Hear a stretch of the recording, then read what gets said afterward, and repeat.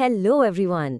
आज हम एक बहुत ही फैसिनेटिंग टॉपिक पर बात करने वाले हैं, पास्टोरलिस्ट्स इन द मॉडर्न वर्ल्ड। चलिए इस दुनिया को थोड़ा और करीब से जानते हैं। क्या आपने कभी ऐसे लोगों को देखा है जो भेड़ बकरियों या कैमल्स के बड़े बड़े झुंड के साथ एक जगह से दूसरी जगह सफ़र कर रहे हो? यू मस्ट हैव वंडर्ड, ये कौन लोग हैं, कहाँ से आ रहे हैं और इनकी मंजिल कहाँ है?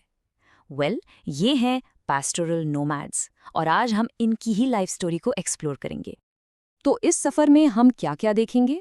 सबसे पहले हम समझेंगे कि ये पैस्टोरल नोमैड्स आखिर होते कौन हैं।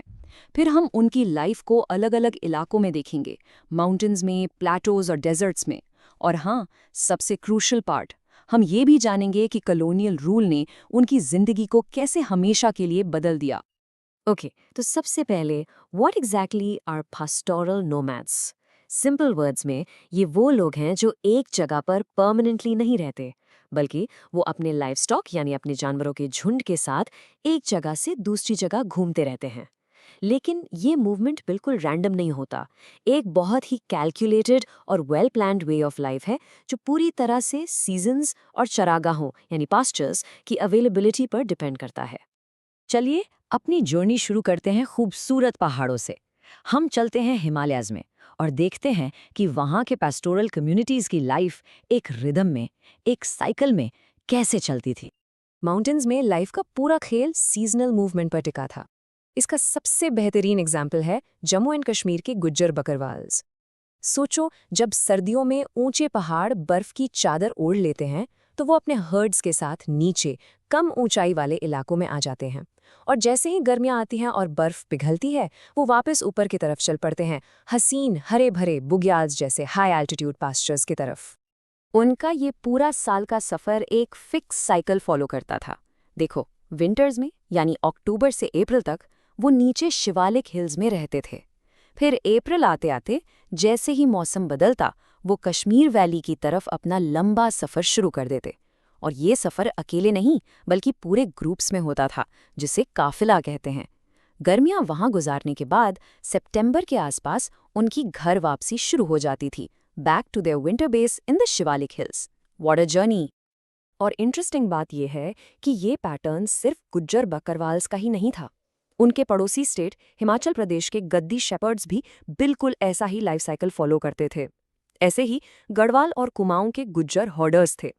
वो सर्दियों में नीचे भाबर के सूखे जंगलों में आते और गर्मियों में ऊपर बुग्याल्स यानी हाई एल्टीट्यूड मेडोज में चले जाते थे।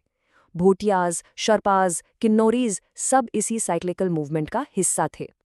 इस सब का एक बहुत इंपॉर्टेंट फायदा था। ये जो उनका कांस्टेंट मूवमेंट था, इससे नेचर को भी सांस लेने का मौका मिलता था। इससे पैस्चर्स को रिकवर होने का टाइम मिल जाता, जमीन का ओवरयूज रुक जाता।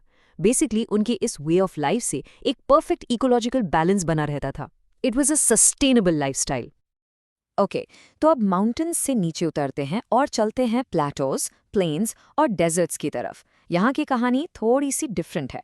यहाँ पेस्टोरलिस्ट्स की लाइफ बर्फ से नहीं बल्कि मॉनसून और ड्राई सीजन के आने जाने से चलती थी। महाराष्ट्र के धंगर्स इसका एक ब्रिलियंट एग्जाम्पल है। देखो, मॉनसून के टाइम वो सेंट्रल प्लेटो में ही रहते थे, लेकिन जैसे ही अक्टूबर आता, वो अपनी बाजरा की फसल काटते और वेस्ट की तरफ कोंकण के लिए निकल पड़ते। यहाँ एक बहुत ही कूल एक्सचेंज सिस्टम चलता था। उनके जानवर कोंकणी किसानों के खेत को नेचुरल मैन्योर यानी खाद देते थे, और बदले में वो किसान उन्हें राइस जैसे अनाज देते थे। It was a perfect symbiotic relationship जहाँ दोनों का फायदा था। और जैसे ही अगली बारिश का मौसम आता, वो वापस अपने ड्राई प्लेटो लौट जाते। अब चलते हैं डेजर्ट में। राजस्थान के थार डेजर्ट में रहते थे राइकास। अब आप जानते ही हैं कि डेजर्ट में बारिश कितनी कम और अनप्रेडिक्टेबल होती है, तो सरवाइव करने के लिए राइकास खेती के साथ साथ पशुपालन यानी पेस्टोरलिज्म भी करते थे।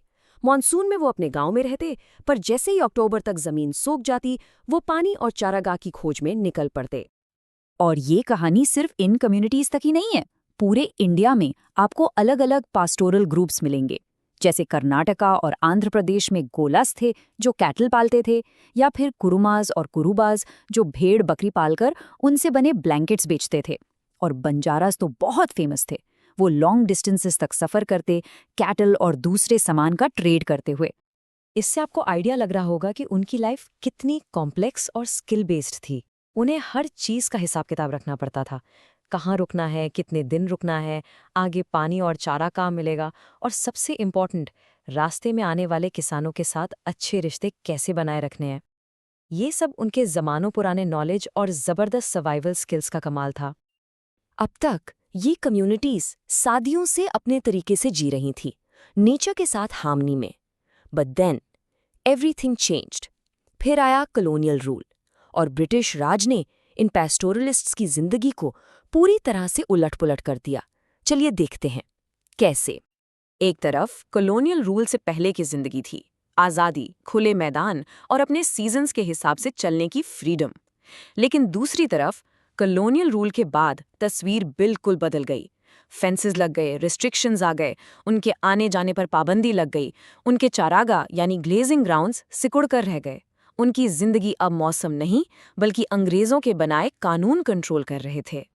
पर सवाल उठता है कि आखिर कॉलोनियल सरकार ने ऐसा किया क्यों? इसके पीछे दो बड़े रीजंस थे। पहला, पैसा, रेवेन्यू। अंग्रेजों को लगता था कि ये जो ग्रेजिंग लैंड्स हैं ये बेकार हैं। वो इसे वेस्टलैंड कहते थे। उनका प्लान था कि इस जमीन को खेती के लायक बनाया जाए ताकि उस पर लैंड रेवेन्यू लगाया जा सके। और दूसरा रीजन था commercial timber.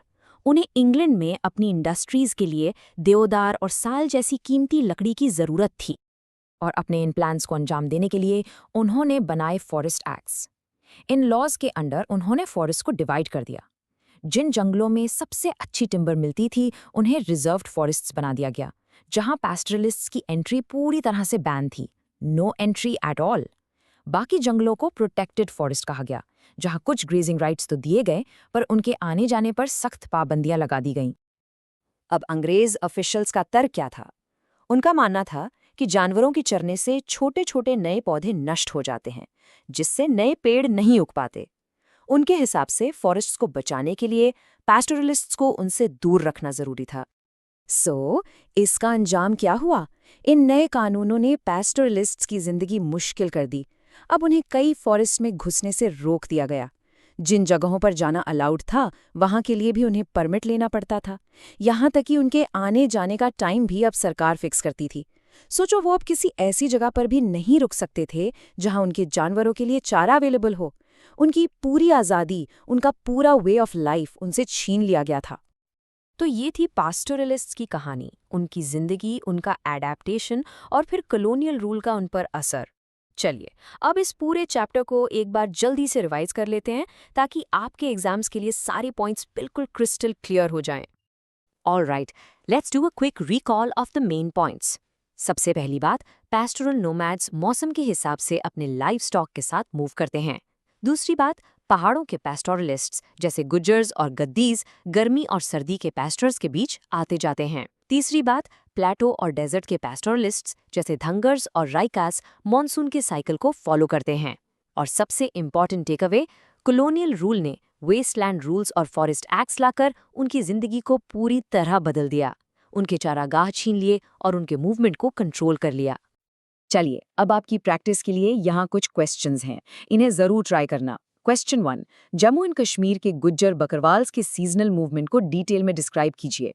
Question 2, Dhangar shepherds और कोंकणी पेजेंट्स के बीच जो सिम्बायोटिक रिलेशनशिप था उसको एक्सप्लेन कीजिए।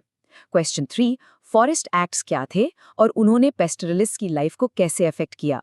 और आखिरी सवाल, question 4, colonial state grazing lands को कल्टिवेटेड फार्म्स में क्यों बदलना चाहती थी। और अब इस सेशन को खत्म करने से पहले एक सवाल आपके लिए जिसके बारे में आप जरूर सोचना। कॉलोनियल एरा के बाद आज के इस मॉडर्न वर्ल्ड में इतने सारे प्रेशर्स के बीच इन पैस्टोरियल कम्युनिटीज ने खुद को कैसे अडेप्ट किया होगा? Think about it.